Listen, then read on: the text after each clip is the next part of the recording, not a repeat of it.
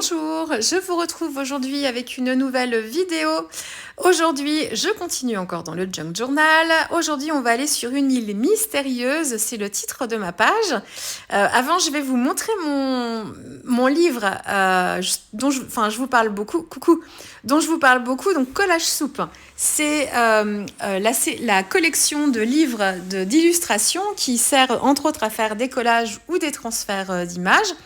Pas de transfert d'images sur la GelPress avec les versions qui sont distribuées par Amazon Europe, puisque je vous le redis, je vous l'ai déjà dit sûrement, le papier n'est pas un papier glacé.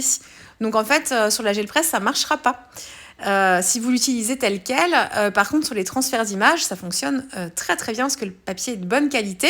Donc ici, c'est cette version que j'ai utilisée. En fait, c'est la version. Donc vous avez un livre qui est avec des illustrations en noir et blanc. Enfin, c'est noir et blanc, mais il y a un peu de beige, un peu de crème aussi dedans. Il y a des choses horribles. Ça, pour moi, c'est pas possible. Il y a des choses très très très très très particulières. Il y a un. Là, je le défile un petit peu avec vous pour que vous voyez un petit peu l'esprit. Il n'y a pas tout parce qu'il y en a certaines que j'ai déchirées, que j'ai enlevées, hein. Donc notamment celles avec les illustrations que j'ai sélectionnées, elles sont plus dedans, hein. Voilà, donc vous ne voyez pas tout non plus, mais quand même un peu l'esprit. Dans ces livres, en fait, alors, il y en a un qui est spécial Halloween. Il y a des illustrations qui font très peur, que j'ai beaucoup de mal à regarder, d'autres qui sont intéressantes à travailler, mais certaines qui sont très très très dérangeantes, hein, qui font vraiment très très peur. Donc il y en a un qui est vraiment spécial pour ça, dédié pour ça. Mais même dans les autres, il y a certaines illustrations, c'est un peu particulier, hein. Celui-là que je vous ai montré au tout début, où il y a les yeux, plus les yeux sur le front, moi c'est quelque chose que j'ai beaucoup de mal à regarder. C'est pas du tout pour moi. Il y a des choses très kitsch, des choses très... ici, il y a des chatons, enfin... voilà, on est dans des esprits un peu barrés, enfin voilà, mais il y a des pépites vraiment super intéressantes. Il y a beaucoup aussi de livres avec des visages, mais ça, faut aller piocher un peu dans chacun des livres. Il y en a qui sont dédiés à la femme, par exemple, aussi, d'autres aux personnages célèbres, féminins aussi. Voilà, et vous avez, je vous le redis, sur le site de Collage Soupe, d'autres versions ce sont des e-books, donc des versions des livres digitaux que vous achetez qui coûtent à peine 10 $, 6-7 $, et que vous pouvez en fait ensuite imprimer de chez vous. Donc voilà, donc super aussi dans d'autres univers, voilà, donc il y a c'est vraiment très très vaste, il y a plein de choses, mais il y a des choses très très très barrées, quoi, très particulières, et puis mais il y a des vraies pépites. Donc ici, je travaille sur une page de livre, donc une page très très fine. J'ai travaillé mon transfert d'image, j'avais mis, je pense, un petit peu de gesso transparent quand même, quoique je suis pas sûre. Peut-être pas beaucoup, j'aurais peut-être dû, hein, parce que bon, ça s'est bien passé, mais le papier était quand même assez fragile, hein, c'est un papier très fin. J'ai fait mes transferts en fait hors caméra, puisque j'ai fait ça en fait un soir, j'en ai fait une petite série sur plusieurs pages pour me les préparer, pour bien les laisser sécher tranquillement. Et ensuite, le transfert, c'est plutôt bien fait. Ici, ce sont des fleurs de Super Mama des Vosges. Sur son site internet, elle vous propose des téléchargements, en fait, comme des tampons digitaux, avec des fonds comme ça. Donc il y a des fleurs, elle a des fonds texturés avec des écritures, elle a des fonds avec des croix, enfin voilà, il y a plein de choses qu'elle vous propose. Il me semble que c'est gratuit. Je suis presque sûre. Moi, j'ai l'un de ses cours aussi. Enfin, j'ai 2 de ses cours. Que j'ai pas encore fait, mais que je me garde sous le coude il y a tout un cours sur les fleurs justement que j'ai. Donc, je sais pas si du coup, quand je me connecte sur son site, est-ce que je suis sur un profil déjà d'élève et est-ce que j'ai accès à du contenu gratuit parce que c'est 0 € quand je me connecte en fait sur cette page sur son site. Est-ce que c'est vraiment gratuit? Je crois que oui, hein. Mais si c'est payant, c'est quelques euros, hein, et vous pouvez les utiliser après comme vous voulez et autant de fois que vous voulez, vous les imprimez de chez vous et après vous êtes libre de les utiliser autant de fois que vous voulez sur vos pages. Donc transfert s'est bien passé sans souci. Et là, je travaille le fond, donc je travaille tout autour. J'ai pas travaillé le fond avant. Donc on est au pire, il y a du gesso transparent, mais c'est tout. Mais il n'y a pas du tout de couleur en fait. J'ai pas du tout travaillé avec mes acryliques avant de faire le transfert d'image. Je travaille maintenant. Je me crée en fait un petit décor ici. Avec mes acryliques. Donc là, je travaille un peu comme quand je fais mes scènes à l'aquarelle. Donc je me crée tout un décor. Je travaille avec du verre pour matérialiser mon sol, parce que je vais y poser en fait mon illustration qui est une femme longiligne, un peu bizarre, mais je sais pas, je la trouvais assez intéressante. Donc ça m'a inspirée, puis je trouvais là en fait par rapport à la taille des fleurs, je trouvais qu'elle se posait, enfin voilà, la taille était bonne. Voilà, j'imaginais bien comme ça. Donc, mais elle est particulière. On ne sait pas d'ailleurs, une femme, un homme, je ne sais pas si elle a vraiment un genre bien déterminé, mais je sais pas, même, ça m'interpellait. Donc voilà, j'ai choisi de la travailler de cette façon-là. Donc je travaille le fond. Ici, je suis toujours avec les mêmes couleurs sur cette page-là. Donc du beige, je vais ajouter un petit peu de rose aussi peut-être à certains endroits. Non, le rose, je vais le mettre sur les fleurs plutôt. Donc, je n'utilise pas forcément pour le fond. Puis voilà, bon, j'essaye de rajouter un petit peu de blanc. Si on voit plus trop les inscriptions du livre en dessous, bah, c'est pas grave. Elles sont quand même là, en fait. Finalement, quelquefois, on les voit par légère transparence. Euh, J'aurais pu laisser mes fleurs telles quelles, en fait, naturelles, avec justement les écritures du livre en dessous, parce que là, du coup, il n'y a pas du tout de couleur. Donc, ça aurait pu être sympa aussi. Mais j'avais envie d'ajouter un petit peu de rose quand même, de ne pas rester trop dans le neutre. Parce que là, le vert est un vert assez profond, assez aussi... quand je dis organique, c'est pas le bon mot, mais assez nature, proche de la terre, de la nature. Un peu désaturé, le beige, voilà, le blanc aussi, donc j'étais dans des couleurs plutôt comme ça. Et j'ai eu envie de rajouter encore un petit peu de peps quand même. Donc c'est pour ça que je travaille. Voilà, je travaille les fleurs. Alors je les travaille à l'acrylique ici. J'aurais pu prendre les néocolores. J'aurais été plus à l'aise d'ailleurs à travailler les dégradés. Donc ici, je travaille pas spécialement le dégradé. J'essaye d'utiliser le rose pâle pour les zones claires et de travailler plutôt les zones d'ombre, entre guillemets, parce que du coup, je vais utiliser le fluo pour ça. Donc le fluo, travailler les ombres avec le fluo, on peut trouver ça un peu paradoxal parce que le fluo est une couleur hyper lumineuse, très flash. En fait, c'est juste pour ajouter du détail. Et ma couleur fluo est plus intense que le rose pâle que j'utilise. Donc ça me crée des zones d'ombre, alors que pour autant c'est une couleur extrêmement lumineuse. Donc c'est toujours lumineux, mais par rapport à quelque chose. Et ben ce rose fluo, lumineux, oui, mais par rapport au rose pâle que j'utilise, et ben du coup ça me crée mes zones de contraste quand même à ces endroits-là. Donc j'ai travaillé un peu plus au cœur de la fleur avec ce rose fluo.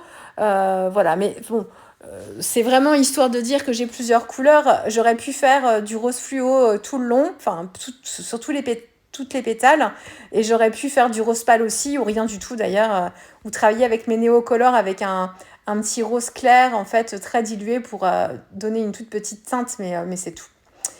J'ai travaillé le bouton de la même façon. J'ai retravaillé un peu plus le combo couleur avec ces petites taches de rose, de beige et de... Est-ce que j'ai mis du blanc? Je ne suis pas sûre là par contre.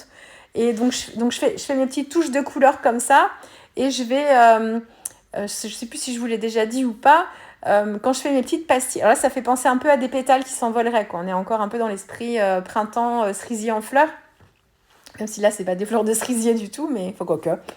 Ça pourrait. Hein. Je fais pas en fait une couche de beige, une couche. Enfin, je le fais au début. Je fais une couche de beige, une couche de rose. Je fais une couche de blanc, une couche de beige, une couche de rose. On va le dire comme ça, du plus clair au plus foncé. Et puis ensuite, une fois que j'ai fait ça, je vais remettre un petit peu de touche de beige. Je vais remettre un petit peu de touche de blanc. Puis je vais remettre un petit par-dessus les touches de rose fluo que j'avais faites. Et puis j'ai essayé de faire un mélange comme ça pour pas qu'il y ait de premier plan, de second plan, enfin pour pas qu'il y ait un effet de couche. Au contraire, je veux un effet qui s'entremêle. Donc j'hésite pas à remettre par-dessus et repar-dessus pour que tout ça se fonde bien et qu'on n'ait pas tout le rose fluo qui soit vraiment sur la couche du dessus au premier plan. Voilà, que ça fasse pas un effet de couche quoi. Dans mon idée, et puis après j'ajuste. Enfin voilà, ça encore une fois, l'équilibre, c'est mon équilibre à moi, ce sera pas forcément le vôtre. Hein, donc j'ai pas trop de conseils à vous donner. Je trouvais qu'à cet endroit-là, en fait, ça convenait plutôt bien. Si j'en fais trop partout, on perd l'effet de détail. Et du coup, ça fait trop chargé et trop fouillis, et la page est pour moi moins lisible. C'est là toute la difficulté en fait. Mais c'est pareil en aquarelle, hein. Enfin, c'est l'histoire de la composition, tout ça. Hein. Donc, c'est ce qu'il y a de plus difficile en fait à faire, hein, c'est trouver le bon équilibre, ce qui nous semble en tout cas à nous être le bon équilibre. J'ai collé mon personnage, je l'ai collé avec de la Tacky-Glue. Il faut que je me rachète un tube de colle UHU parce que là je travaillais avec les tubes de colle de Cléopâtre. Alors pourtant, je sais que Laureline, elle les utilise, ces colles-là, quand elle fait ses collages. Donc si elle les utilise, c'est que ça doit lui convenir. Mais moi, sur les fonds acryliques, eh ben, ça se décolle en fait. C'est très facile de les enlever une fois que la colle a séché. Donc j'ai peut-être pas la bonne version de colle Cléopâtre en bâton. Il y en a peut-être une autre qui est un peu plus forte. Je crois qu'elle existe d'ailleurs un peu plus forte. Parce que là, du coup, ça colle pas. Alors que j'avais l'impression qu'avec la colle UHU, j'avais pas ce souci-là. Mais peut-être qu'aussi finalement, hein. Donc j'ai utilisé ma Tacky-Glue. Autrement, j'ai la colle scotch. Elle existe en bâton aussi d'ailleurs. Mais j'ai la colle scotch liquide verte. Vous savez, là, les tubes comme ça. Que j'utilise aussi. Mais j'aime pas trop l'utiliser. Je me demande si dans le temps, elle altère pas. Voilà. Je sais pas, il y a peut-être dans sa composition un truc. Mais elle est utilisée par beaucoup de scrapeuses aussi dans le scrap. Hein, donc ça doit bien convenir. Hein, mais bon, bref. Tant que c'est collé, voilà, il n'y a pas de souci. Je retravaille un peu les détails ici. Parce qu'en fait, je trouve que mon sol est trop foncé. Parce qu'en fait, mon illustration ici, mon personnage, c'est pareil, le bas de cette illustration est également très foncé. Donc en fait, on distingue plus grand-chose. Donc, quitte à pas distinguer déjà grand-chose, avant de faire ce que je travaille en blanc là, j'ai refait ma ligne de sol avec mon crayon Stabilo All noir, qui est un crayon aquarellable, je vous le redis. J'ai refait une ligne de sol et j'ai fait un prolongement avec mon crayon sur la silhouette de mon personnage que j'ai continué sur le sol pour qu'on ait l'impression en fait que j'ai activé après avec de l'eau mon crayon parce que comme c'est un noir très très très intense pour fondre le bas de l'illustration avec le fond de page comme si on avait une robe qui partait en fait comme ça, qui avait une traîne ou alors que ça se fonde un peu plus avec le fond de page quoi. Ce qui n'était pas forcément le cas avec la partie verte. Donc j'ai retravaillé ça. Et puis ensuite, c'était super foncé quand même dans le bas et la zone était assez large. Donc pour éclairer un petit peu, j'ai rajouté quelques détails avec des petits arcs de cercle que j'ai fait d'abord au crayon, pareil au crayon aquarellable Stabilo All. Mais en fait, mauvaise idée. Du coup, sur une page que vous verrez plus tard, j'ai utilisé un néocolor noir, mais les néocolors 1, ceux qui ne sont pas aquarellables, ceux qui sont permanents, pour éviter ce problème. Parce que là, le Stabilo All, il est aquarellable, donc dès qu'on pose quelque chose d'humide dessus, ça le fait réagir. L'acrylique en Posca, le Posca, c'est de l'acrylique liquide à l'intérieur. Donc en fait, ça fait systématiquement réagir tout ce qui est aquarellable tout autour. Donc ça a fait réagir un petit peu mon Stabilo All et ça a grisé un petit peu ce que je voulais faire blanc. Donc c'est pas grave, j'ai continué avec le Posca blanc en essayant de pas trop toucher les traits noirs quand même pour limiter un petit peu la casse. Et puis ensuite j'ai repris chacun des arcs de cercle. Je vais vous parler de cette page particulière. J'ai repris chacun des arcs de cercle avec un Posca noir fin et j'ai recommencé comme ça. J'ai refait une deuxième couche de blanc si c'était pas suffisant.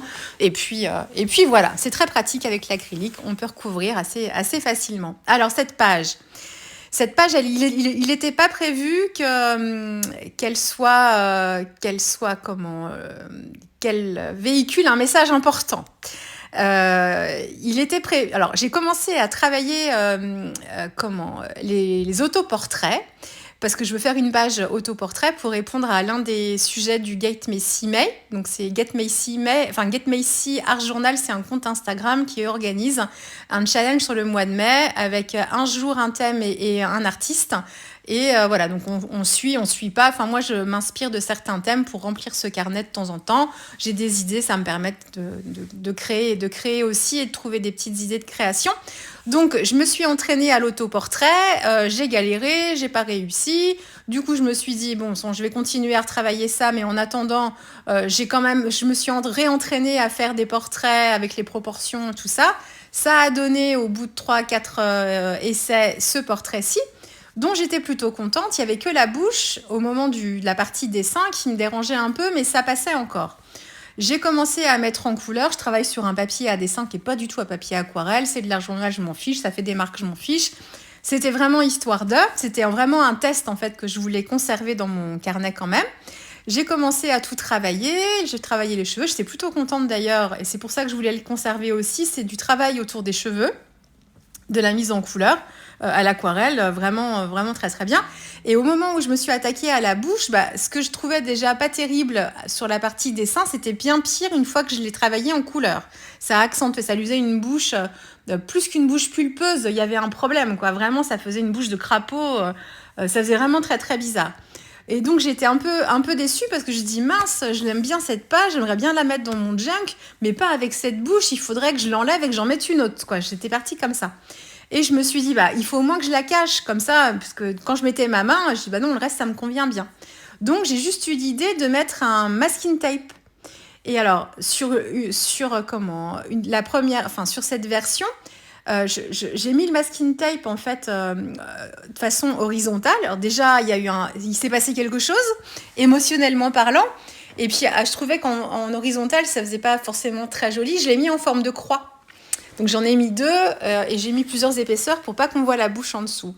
Et alors là, elle a pris un sens, mais vraiment très très très profond et très très lourd. Et j'ai hésité même à la mettre dans le junk parce que c'est pas forcément,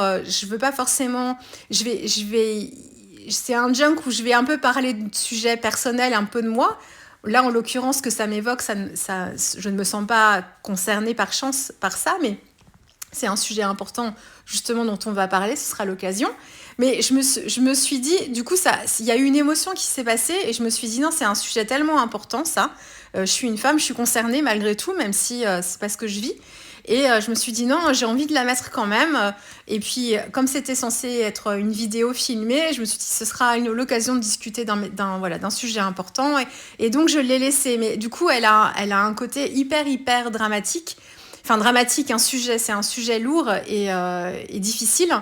Et c'était pas forcément ce que je souhaitais y mettre, mais ça s'est passé comme ça. C'est le processus créatif qui m'a emmenée à faire ça et qui du coup a déclenché une émotion chez moi, qui est une émotion un petit peu particulière. J'ai cherché ensuite à y mettre un titre et dans tous les découpages que j'avais fait en fait dans les magazines Flo, il y avait le mot femme et il y avait le mot vulnérable. Et ça a été une évidence pour moi de mettre ce titre-là, parce qu'en fait, quand j'ai vu cette femme avec ce scotch en croix sur son visage, une fois, c'est moi qui l'ai mis, mais j'y ai pas pensé sur le moment. Ça m'a donné l'impression d'une femme, de deux types de femmes, et ça se rejoint, 2 types de femmes. Un premier type de femme qu'on empêcherait de parler. Tu ne parleras pas, tu n'exprimeras pas tes opinions, tu ne diras pas ce que tu penses, tu ne diras pas ce que tu vis, tu ne parleras pas, voilà. Et pour les rendre vulnérables, ces femmes-là. Donc c'est comme ça dans certains pays où on empêche la femme de s'exprimer, si elle peut rester chez elle et ne pas sortir, voilà. Enfin, vous voyez, donc il y a ça, donc c'est l'oppression de la femme pour la rendre vulnérable. Et puis ça me fait penser, femme vulnérable avec ce scotch sur la bouche aussi, à toutes ces femmes qui ont vécu des traumatismes, qui continuent d'en vivre peut-être aussi au quotidien, et qui ne parlent pas, parce que pour plein de raisons différentes, parce qu'elles sont empêchées de parler, parce qu'elles ne peuvent pas parler, parce qu'elles ont peur de parler, parce que c'est trop douloureux pour elles de parler, ça rajoute une douleur à la douleur initiale, parce que pour plein de raisons, qui ne parlent pas pour protéger aussi, voilà, et voilà. Et du coup, ça m'a fait penser à ça, et que quand on ne peut pas exprimer, qu'on ne peut pas parler ce qui nous fait mal et enfin, pas exprimer notre douleur et pas pouvoir parler de certaines choses, et ben, ça rend la femme vulnérable aussi. Entre autres choses, vulnérable, c'est un mot, mais il y a plein d'autres mots qui conviendraient. Et voilà, et donc c'est pas une page qui parle de moi parce que par chance je ne suis pas empêchée de parler et j'évolue dans un contexte et un foyer où la parole est totalement libre, donc je n'ai pas, et voilà, je ne me sens pas concernée moi, par mon vécu, par cette page-là. Par contre, ça concerne bien trop de femmes, hein, et depuis des générations et des siècles, hein, et encore aujourd'hui. Et en fait, si ces femmes-là ne peuvent pas parler pour plein de raisons différentes, on peut peut-être porter un peu leur voix, nous, et essayer de parler de ces sujets-là, quoi. Et c'est un sujet, ça a toujours été un sujet d'actualité, mais encore plus aujourd'hui. Vous voyez un peu tout ce qui se passe dans le milieu du cinéma, mais c'est partout. Et d'ailleurs, au moment où je monte ma voix, j'ai vu en fait certaines images du tapis rouge de Cannes avec Judith Godrèche, et en fait elles ont posé devant les marches avec les deux mains sur leur bouche en forme de croix. C'était après que j'ai fait ma page, hein, et j'ai vu ces images là et je me suis dit waouh. Effectivement, on est vraiment, on est là-dedans, quoi. On est vraiment là. Donc, bon, c'était un sujet important. Moi, je suis maman de garçons, mais je ne me sens pas moins concernée. Je peux avoir peur pour mes garçons aussi, mais je suis surtout responsable des valeurs que j'inculque à mes enfants, et le respect de la femme, en règle générale. C'est une valeur très importante. Enfin, c'est le respect en règle générale d'ailleurs, mais en tant qu'homme ou de futurs hommes, moi j'ai un jeune adolescent de tout juste 12 ans. Voilà, de pas profiter de sa position d'homme et de force, voilà. Enfin, voilà, et de se comporter correctement, surtout. Alors, on n'est pas responsable non plus des actes de nos enfants quand ils deviennent adultes, mais au moins si on peut enseigner quelques valeurs, j'espère, voilà, qu'ils deviendront des hommes bien et corrects. Voilà. Bon, ce ne sera pas des pages lourdes de sens comme ça à chaque fois. Après, dans les pages d'Art Journal, on y voit un petit peu ce que l'on veut, mais voilà, là, celle-ci, elle est très percutante, on va dire. Donc, on ne peut pas ne pas en parler, en tout cas. Je vous laisse avec les dernières photos. Mon autoportrait, je suis un peu têtue, beaucoup têtue même. Du coup, je persévère tant que je n'y arrive pas. Et ça a payé puisque j'ai réussi au bout de je ne sais pas combien à faire quelque chose qui me plaise plus ou moins. Je vais vous en reparler dans la vidéo après, parce que j'en ai fait une page. Donc voilà, elle n'est pas parfaite, mais bon, ça me convient à peu près. Donc je vous l'ai montré sur Instagram déjà. Pour celles qui sont sur Insta, vous l'avez vu en story déjà, cet autoportrait. Donc on va se retrouver très vite, du coup, avec une prochaine vidéo. Au revoir.